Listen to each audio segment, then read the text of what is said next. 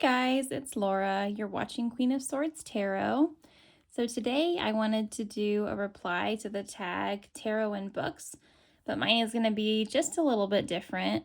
Instead of doing decks that kind of like go along with books that I've been reading, I'm going to do mine with kind of like classical poetry because that's what I like to read, at least lately. So I have, what do I have? 7 decks that'll go along with like 7 different poems. And my first one that I have for you is, so it's The Raven. It's by Edgar Allan Poe.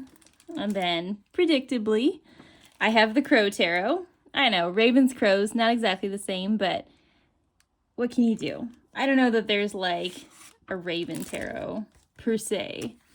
Or actually, is there? Maybe? No, it's the crow's magic, huh? I don't know. Somebody should make one.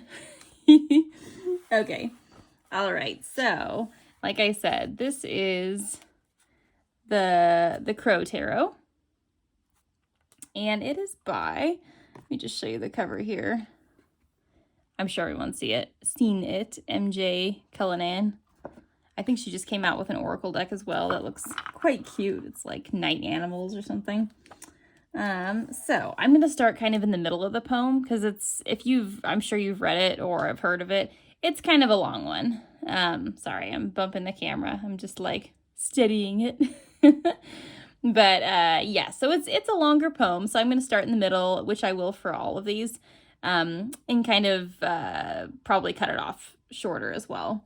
But so I picked this deck for this particular poem because it obviously has the common theme of the animal, but I think it also encapsulates, as you'll see, sort of the darker tone of the poem as well. I think it's good that there's no people in this deck, because the shadows of the crows here, ravens in the poem, very well encapsulates kind of the grief mixed with angst that you very much feel in this poem. So you'll see what I mean. Okay. Deep into that darkness peering, long I stood there, wondering, fearing, doubting, dreaming, dreams no mortal ever dared to dream before. But the silence was unbroken, and the stillness gave no token, and the only word there spoken was the whispered word, Lenore. This I whispered, and an echo murmured back the word, Lenore. Merely this, and nothing more. Back into the chamber, turning, all my soul within me burning. Soon again I heard a tapping, somewhat louder than before. Surely, said I, surely that is something at my window lattice. Let me see, then, what threat is, and this mystery explore. Let my heart be still a moment, and this mystery explore. 'Tis the wind and nothing more. I'll get you closer.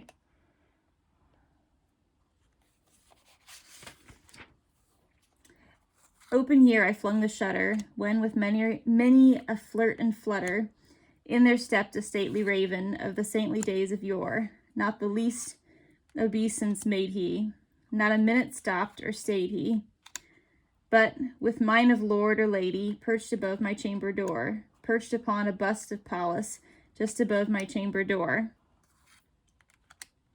perched and sat and nothing more. Then this ebony bird, beguiling my sad fancy into smiling, by the grave and stern decorum of the countenance it wore, though thy crest be shorn and shaven, thou, I said, art sure no craven. Ghastly grim, an ancient raven, wandering from the nightly shore, tell me what thy lordly name is on the night's Plutonian shore. Quoth the raven, nevermore. Much I marveled this ungainly fowl to hear discourse so plainly, though its answer little meaning, little relevancy bore, for we cannot help agreeing that no living human even being ever yet was blessed with seeing bird above this chamber door. Bird or beast upon the sculptured bust above his chamber door, with such name as nevermore. But the raven sitting lonely on the placid bust spoke only that one word, as if his soul in that word he did outpour, nothing farther than he uttered, not a feather than he fluttered, till I scarcely more than muttered, other friends have flown before.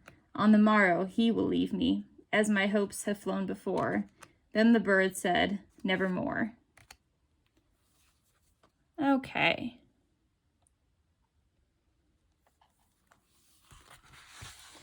So that was the Raven and the Crow Tarot. So you can see they kind of go well together, just in the overall tone that I think that they both project. Kind of that really forlorn, sort of dark feeling that you get off both of them. So the next one that I have for you is a book of poetry by Robert Frost. If poetry is like not your thing, this video is probably not going to be for you, because I know it's not for everybody, but I'm a big poetry fanatic. I have my first degrees in literature, so ride with me if you like it. So like I said, Robert Frost, and the poem of his that I picked is one that a lot of people know. It's called The Road Not Taken. So it's an oracle deck that I picked for this one, and it is Into the Lonely Woods. You can probably guess why. Let me go ahead and pull it out for you. The way the camera is set up today, it is like bumping all over the place, and I really apologize. It's going to be super annoying for you guys, I know, but it's like one of those days, unfortunately. We shall see. Okay, so The Road Not Taken. Two roads diverged in a yellow wood, and sorry I could not travel both. And be one traveler, long I stood, and looked down one as far as I could, to where it bent in the undergrowth. Then took the other as just as fair, and having perhaps the better claim, because it was grassy, and wanted wear, though as for that the passing there had worn them really about the same. And both that morning equally lay, in leaves no step had trodden black. Oh, I kept the first for another day. Yet knowing how way leads on to way, I doubted if I should ever come back. I shall be telling this with a sigh, somewhere ages and ages hence. Two roads diverged in a wood, and I took the one less traveled by. And that has made all the difference.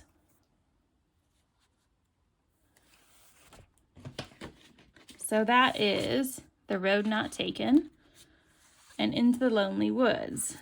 So you can see from this deck, it's a really nice reflection of that poem. Because it's kind of about you taking your own path, perhaps a path alone, one that, you know, isn't necessarily traveled by a lot of other people. And that's exactly what this deck is about. They go just like perfectly together. I love this deck and that poem together. It's very much about kind of cutting your own way and finding yourself. Excellent. Okay, so let me get that out of the way. The next one I have for you is, this is just a book of romantic poetry, but it's specifically one by Lord Byron, and it is called, sorry, I break all the spines in my books, it drives people nuts. It's called Darkness. So you can see how that would go along really well with the Somnia Tarot. It is basically like going into an abyss, this poem. Kind of traveling into the darkest abyss that you can imagine. And I think Somnia is quite similar. Okay, so I had a dream, which was not all a dream. The bright sun was extinguished, and the stars did wander darkling in the eternal space. Rayless and pathless, and the icy earth swung blind and blackening in the moonless air. Morn came and brought no day, and men forgot their passions in the dread of this their desolation, and all hearts were chilled into a selfish prayer for light. And they did live by watchfires, and the thrones, the palaces of crowned kings, the huts, the habitations of all things which dwell, were burned for beacons, cities were consumed. The men were gathered round their blazing homes to look once more into each other's faces, Happy were those who dwelt within the eye of the volcanoes, and their mountain torch, a fearful hope, was all the world contained. Forests were set on fire, but hour by hour they fell and faded, and the crackling trunks extinguished with a crack, and all was black. The brows of men, by the despairing light, wore an unearthly aspect, as by fits. The flashes fell upon them. Some lay down and hid their eyes and wept, and some did rest, their chins upon their clenched hands, and smiled, and others hurried to and fro, and fed their funeral piles with fuel, and looked up with mad disquietude on the dull sky. So you can see, it's really got that kind of disquiet, very dismal, dark, desolation that poem has. Even when it's talking about kind of the world on fire, just kind of burning your last hope. You can see very similar fires shown in this deck. I'm reminded of the Lover's card. Can't remember where I put it. But, you know, it's like very much the smoky imagery. Whenever, like in the whole suit that depicts candles, fire is a huge reminder of the fire in this poem. Kind of that last hope almost getting snuffed out. It's a very dismal image, and it totally sounds depressing, but I think they go so well together. It kind of reminds you of looking in kind of the deepest, darkest pits of humanity. So moving on to something a little more not as depressing. I have Walt Whitman and the tarot that is actually based on Walt Whitman, and that is the Sovereign Forest. So I picked Leaves of Grass. It seems to make the most sense. So let me show you this tarot a little bit. It is a photographic tarot. It's by Dark Sinevere. So let me get this out of the way. It's a black and white deck, but it is just super magnificent, at least in my personal opinion. So let me read you a few stanzas of Leaves of Grass. It definitely captures like that in nature and very in the moment feeling that Leaves of Grass has. Oh, you know what? I'm going to flip to Song of Myself. So I feel like that's kind of where they were coming from when they created this deck, was, if you're familiar with Whitman, Song of Myself, for sure. Okay. I celebrate myself and sing myself, and what I assume, you shall assume. For every atom belonging to me as good belongs to you. I loaf and invite my soul. I lean and loaf at my ease, observing a spear of summer grass. My tongue, every atom of my blood, formed from this soil, this air, born here of parents, born here from parents the same, and their parents the same. I, now 37 years old, in perfect health begin, hoping to cease not till death. Creeds and schools in abeyance, retiring back a while, sufficed at what they are, but never forgotten. I harbor for good or bad, I permit to speak at every hazard. Nature without check, with original energy. Houses and rooms are full of perfumes, the shelves are crowded with perfumes. I breathe the fragrance myself, and know it, and like it. The distillation would intoxicate me also, but I shall not let it. The atmosphere is not a perfume. It has no taste of the distillation. It is odorless. It is from my mouth forever. I am in love with it. I will go to the bank by the wood and become undisguised and naked. I am mad for it to be in contact with me.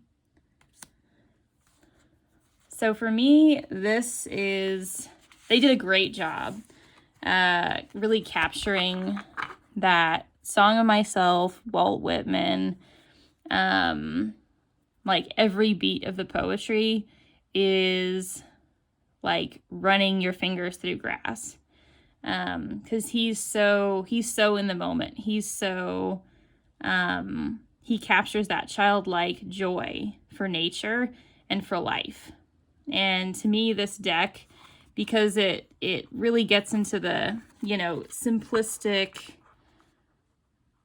kind of joys of a nature style tarot, you really feel that. You feel what comes through in his poetry. Yeah, I'm a huge fan of both the deck and Leaves of Grass. But I think also what makes it such a good match is that, sorry, I'm like throwing you guys around. What makes it such a great match is that you can definitely tell they read his poems, right? Like the tone of his poems is very much, you know, those kind of run-on sentences, just the choice in his words. Like you can feel the love of what he's doing. And I think that is the same thing that comes through in the deck. You can feel the love of their craft, right? So anyway, I digress. But next poem that I have for you is Rime of the Ancient Mariner. And I have that going on with the In Dreams Oracle.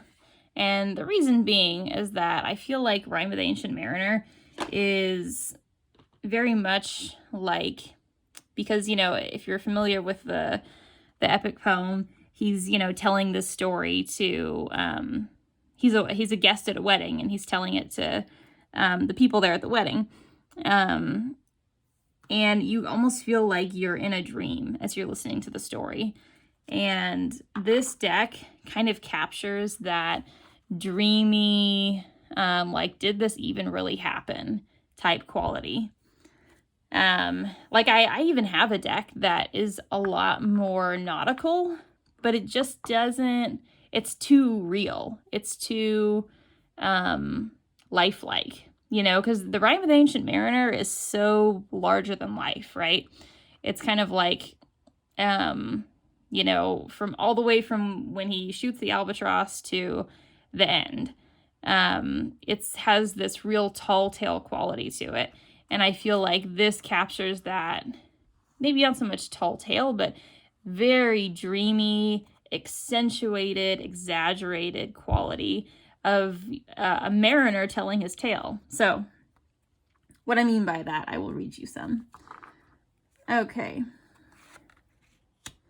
With throats unslaked, with black lips baked, agape they heard me call. Gramercy, they for joy did grin, and all at once their breath drew in, as they were drinking all. See, I cried, she tacks no more, hither to work us wheel. Without a breeze, without a tide, she steadies with upright keel.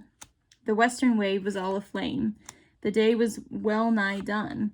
Almost upon the western wave rested the broad, bright sun, when that strange shape drove suddenly betwixt us and the sun. And straight the sun was flecked with bars. Heaven's mother, send us grace. As if through a dungeon gate he peered, with broad and burning face. Alas, thought I, and my heart beat loud, how fast she nears and nears. Are those her sails that glance in the sun, like restless gossamers?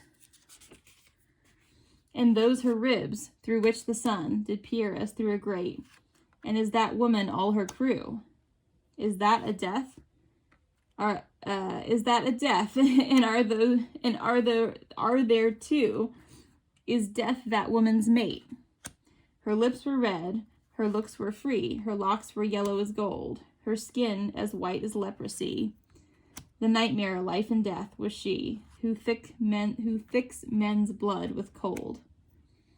The naked hulk alongside came, and the twain were casting dice. The game is done, I've won, quoth she, and whistles thrice. The sun's rim dips, the stars rush out, and one stride comes the dark. With far-heard whisper, o'er the sea, off shot the spectre bark. So I'll stop there, because it's a very, very long poem. But you kind of get the idea, right? It's got that cadence of a mariner telling his tale, right? Of of that epic poem type cadence, and very much kind of that nautical feel to it, of a larger than life story. And as you read it, you know, as the ship is coming in and you see death and life, it very much has that kind of nightmare, dreamlike quality to it. And I feel like this very much kind of captures that. So I shall move on, but always interesting. I found this whole tag to be super, super fun and interesting, kind of like looking at decks from a very literary perspective. And I'll have to do it with like fiction, but poetry really grabbed my attention for sure.